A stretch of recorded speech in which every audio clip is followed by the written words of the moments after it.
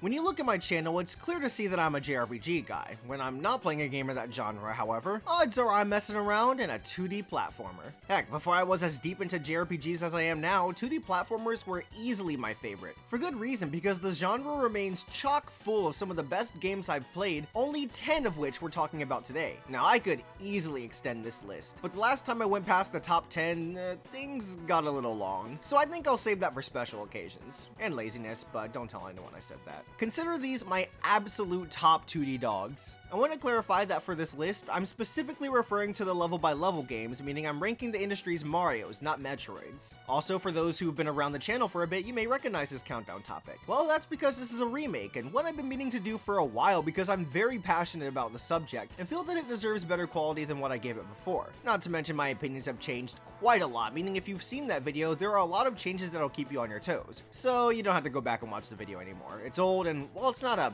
bad video, without any further ado and in jaw-dropping 2D, here are my brand new top 10 2D platformers.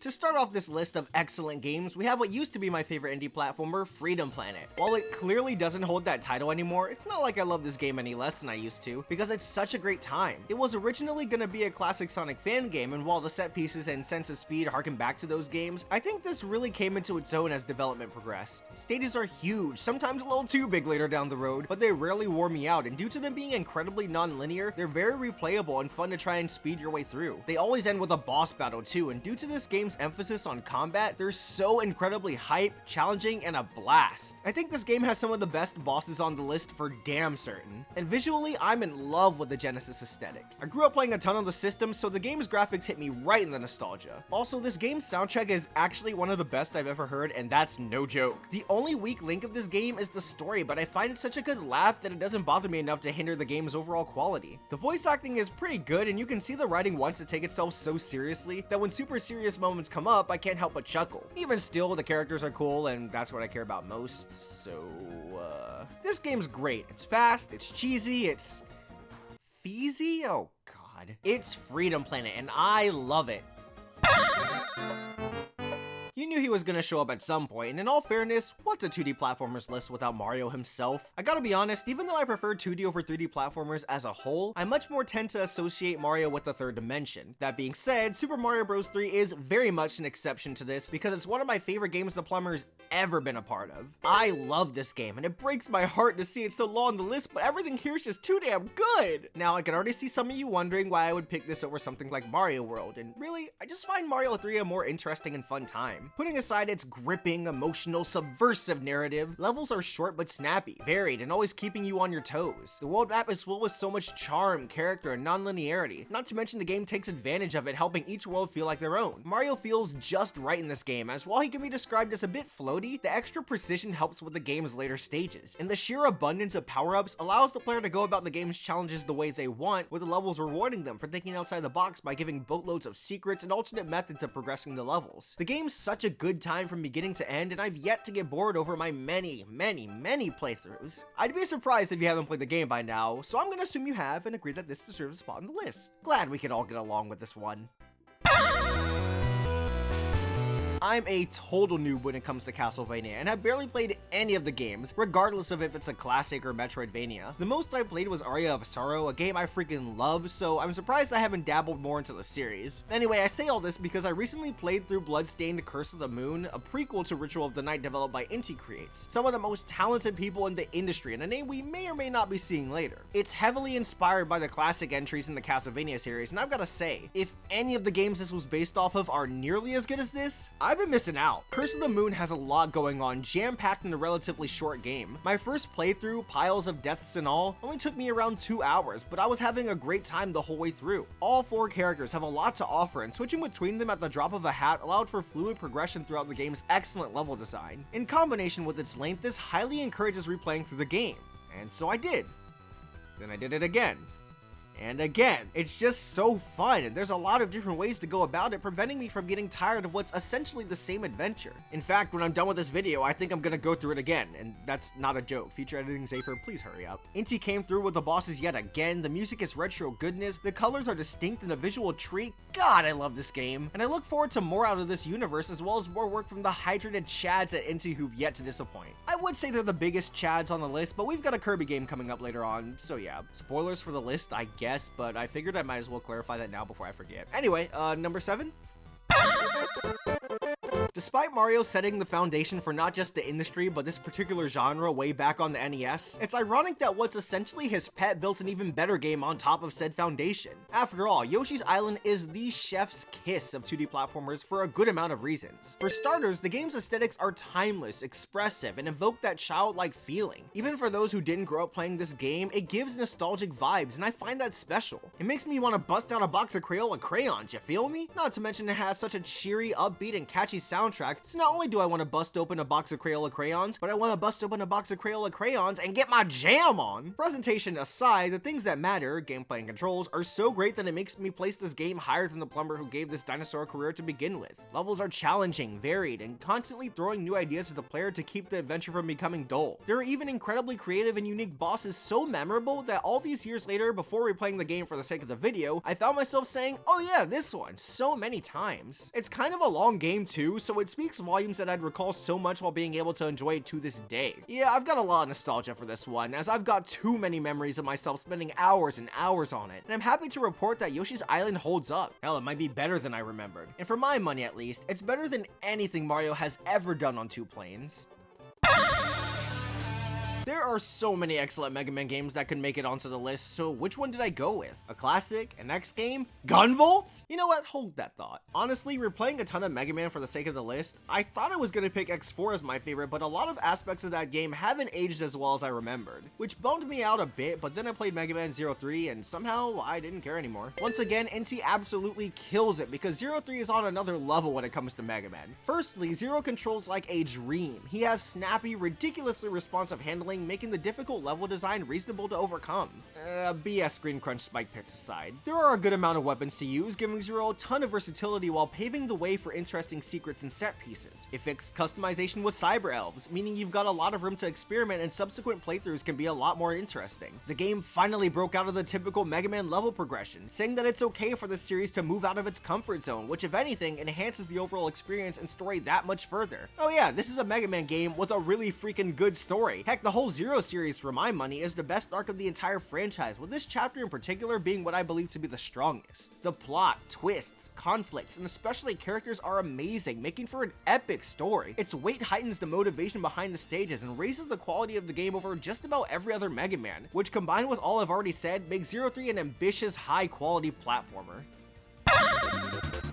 The Chad of gaming is in the house. Kirby is just the coolest guy. Look at this drip, that's sauce. Kirby isn't just the name you should know, it's the name you should fear. Fellas, this is truly what peak performance looks like. Oh, and there's the small fact that he's yet to deliver us a mainline entry that's straight up bad. How could you not like Kirby? Actually, I think the bigger question is, which game do I pick? There are a lot of them that would feel right at home on a list like this, but as for my personal favorites, I think I'm gonna have to go with Superstar Ultra. It's the one I spent the most time with, and I'd say that it has quite a bit to offer. I can't get enough of the pink puffball, so of course I'd favor a game that gives you a bunch of different spins on the great gameplay style I fell in love with. None of which detracting from the core appeal, but building off of it. And altogether, damn, it's quite the package. I love all the included games, especially the new additions this remake tosses in there, hence why I prefer it over the original on top of updated graphics and minor fixes to the game. These in particular stand out to me due to their challenge factor, because while a good fight is one of the furthest things from my mind when I decide to pick up a Kirby game, ramping things up every now and then can be a lot of fun, especially for a guy who can't get enough of his tough as nails 2D platformers, which we'll be seeing here in just a bit. The saturated, expressive look and iconic soundtrack scream Kirby. The collection of copy abilities is one of the best, introducing me to the best one, and out of all the entries I've played, I'd call this one, if anything, the most fun.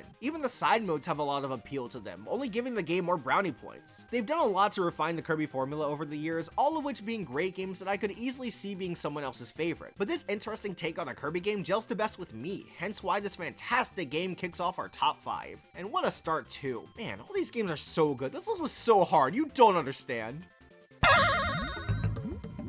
For the second time on the list, an Icon's sidekick outdoes them at their own game. Donkey Kong's made a lot of excellent 2D platformers, with Tropical Freeze in particular being a very close second to what I picked as the representative for the series. And that would be the ape's second game, or should I say Diddy's first? No, wait, his first was technically the first Donkey Kong Country. I tried to be clever. Diddy's Conquest is phenomenal. Phenomenal. The graphics pushed the system to the next level, and as much as they should be dated, I don't know, man, I think this game's still beautiful. And the soundtrack is legendary due to being atmospheric and works of art. David Wise is way too good at this stuff. Are we sure a soundtrack like this is legal? The kinetic, smooth level design and controls absolutely sold this game for me, with a heavy focus on challenge and variety. You never feel as if you see the same thing twice, and if you do, the game changed things up enough to the point where it doesn't even matter. Regardless, you're gonna get your butt kicked a lot, and due to the abundance of lives and forgiving save system, I was perfectly fine with that. In fact, it's one of my favorite parts about the game. Being forced to bring my A game in expertly designed stages to a point where it doesn't frustrate me, it gets me pumped to try again and again until I come out on top. The emphasis of skill mastery and getting good at the game's mechanics. This is one thing that Diddy's Conquest and the top 3 have in common, and combined with all the other great aspects of this journey is why it's refused to age. It's also a very replayable game in the sense that it has a lot to discover, collectibles aplenty, secret rooms, mini games, tons of unlockables. There's so much to unpack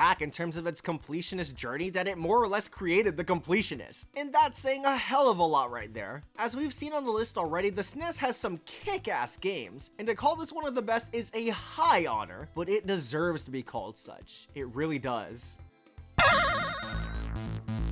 Anyone got tissues? I've said this before, but there really is no better way of putting it. Celeste is a work of art. The game's visual design and technical feats go hand in hand, making for this soft, cozy aesthetic in normal circumstances, yet it has the freedom to express every moment as much as it needs. This, along with a dynamic soundtrack, heightens the game's story to a level where its impact reaches the player. And good thing too, because the game's subject matter deserves nothing less. The game tackles topics such as anxiety and mental illness through the lens of this complete cinnamon roll named Madeline. And regardless of how little of a time you spend with her, you want her to succeed. You need her to succeed. The game wastes no time making her as likable as possible, and you somehow form the quickest yet tightest bond with a collection of pixels. This is not only due to her being an incredibly down-to-earth, well-written character, but the gameplay helps close that gap between reality and fiction. The game takes the short bursts of crazy challenge seen in the likes of indie platformers like Super Meat Boy, but expands it to something so much better. Levels are made up of challenge after challenge, centering around something that has to do with your base kit, and with a ridiculously smooth difficulty curve, you'll find yourself pulling off crazy maneuvers with something you essentially just learned. And that struggle to climb the mountain,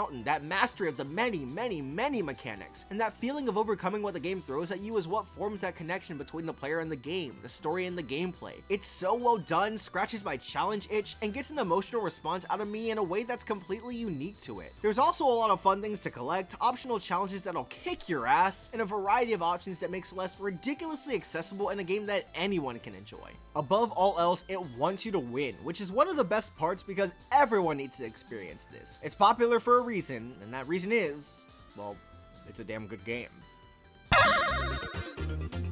Classic Sonic, some of my first exposure to this media as a whole. I think it's second only to Mega Man, pretty sure that was my first video game franchise. As such, I think all these games are awesome, and it makes me so happy that we were blessed with another game in the same fashion. Sonic Mania, or should I say Sonic Mania Plus, does this formula the best in my eyes for a multitude of reasons. It may not have the same level of cohesion and storytelling as Sonic 3 and Knuckles, but it's got an equal level of quality when it comes to level design, striking the perfect balance between speed and exploration. I love just about every zone in the game, whether they were reimagined classics or new levels that fit right in and had me begging for a sequel made up of entirely new stages. There are tons of different routes that intertwine in and out of each other, making room for plenty of ways to go about the many stages, and tons of little corners to hide secrets, whether they be items or special stage locations, which on that note are the best special stages in any classic Sonic game. They're focused on player skill rather than memorization, look like Sonic R, which is always a plus, and have dope music. And even then, it's one of the lower tier songs on the soundtrack because this thing is godlike. There are 5 playable characters, all with their own abilities centered around the core gameplay. The game essentially has a new game plus titled Encore mode that gives even a seasoned veteran such as myself a hard time to 100%. You can play with up to 4 players, and on top of all this content and quality, it's just such a feel-good Sonic game. I love how unapologetically full of fan service the game is, feeling like a big old party for the anniversary. The opening cutscene, joyful menu themes, and feel-good vibes Mania exudes never fail to bring a smile to my face. And that's ultimately what sells the game for me as my favorite. Sonic Mania Plus is such a loving game, and I love it right back. Heck, I loved it more than any 2D platformer for a while, but eventually that changed to the game anyone watching this channel saw coming a mile away as number 1.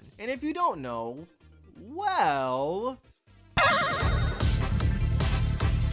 It's Gunvolt 2, no contest. I've praised this game so much that I feel like I'm annoying people at this point, and I'm sorry if my constant drooling over it has gotten to be too much. I just really adore this game and love to talk about it because I don't feel enough people do. Inti Creates, the masterminds behind the king of this list, takes the great design philosophies that made the Zero games so excellent and puts them to the next level. Both playable characters, Gunvolt and Copen, control so perfectly and responsive that it's given any other game in the genre unfair competition. Levels are diverse, difficult, and a blast with all their set pieces and layouts that encourage score attacking and speedrunning. Bosses are over the top, incredibly challenging and dynamic, but also fair in that you can go through each and every one of them without taking a single hit if you're good enough. You can go through this entire game without taking a single hit if you're good enough. And Gunvolt 2 encourages that dedication to replay it over and over. Familiarize yourself with its ins and outs and master both sides of the gameplay. It'll hype you up with the adrenaline-filled J-pop, reward you with extra materials to unlock bonus equipment, and you can then use that equipment to open up more options to use in the stages, raising the skill ceiling that much further so you can come up with a multitude of methods to move through the game's many challenges. The updated HD graphics are crisp, the story invested me way more than I'd like to admit, the Japanese voice acting has so much raw emotion, these are some of the most likable characters ever made, the ending nearly got me sobbing like a baby, and despite me playing through it well over a dozen times at this point, I never ever get tired of it and just want to hop right back in and do it all over again.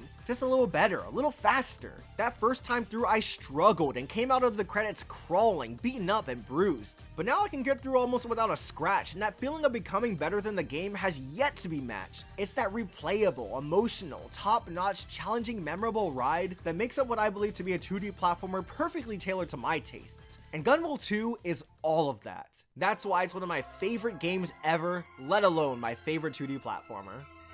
ほどけない心を溶かして二度と離さない